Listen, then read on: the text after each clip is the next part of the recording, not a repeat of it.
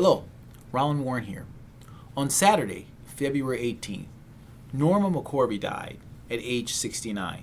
Though few Americans know who she was, McCorvey's life impacted millions and dramatically changed constitutional law. How did this woman have such an impact? Well, Norma McCorvey was the Roe from Roe v. Wade. One might have expected that McCorvey's death would have elicited an outpouring of grief from the pro-choice community. After all, she was the plaintiff in the case that legalized abortion in America. Instead, NARAL, Planned Parenthood, and other abortion activists offered very little in the way of a eulogy for the woman whose unplanned pregnancy was at the center of Roe v. Wade. Why such a lack of interest? Because Norma McCorvey died as a pro-life advocate. Though Norma's unplanned pregnancy and the desire to get an abortion were the legal impetus of the famous Supreme Court case, the court's decision quickly eclipsed news about her life. By the time the ruling was handed down, she had already given birth. You see, Jane Roe never had an abortion. Though she lobbied for abortion access during the 80s, Norma's life changed forever after she became a Christian and was baptized by a pastor who led Operation Rescue, a pro-life advocacy group. From then on, Norma told reporters the unseen side of her Roe v. Wade experience.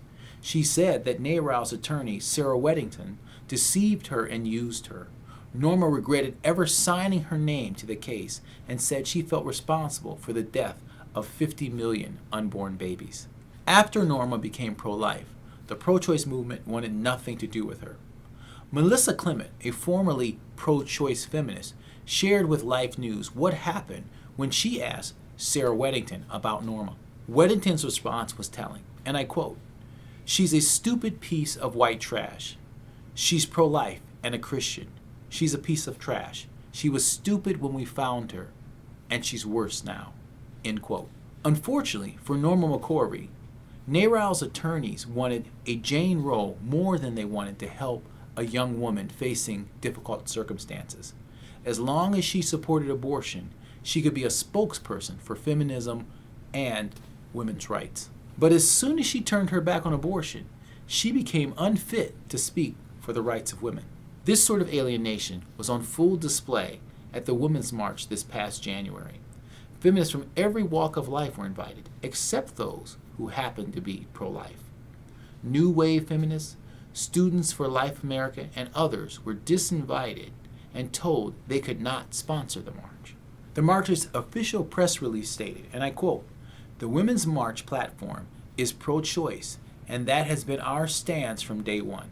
We look forward to marching on behalf of individuals who share the view that women deserve the right to make their own reproductive decisions." The anti-choice organizations in question are not partners of the Women's March on Washington. End quote.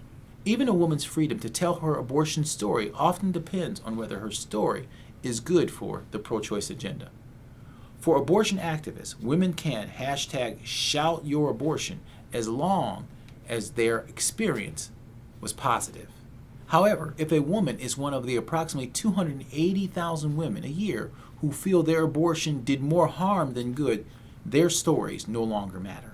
The more NARAL and Planned Parenthood pretend these stories don't exist and work to silence the legion of post-abortive women who are now pro-life, the more they reveal they don't really care about the Normas or the Jane Roes that face unplanned pregnancies every day.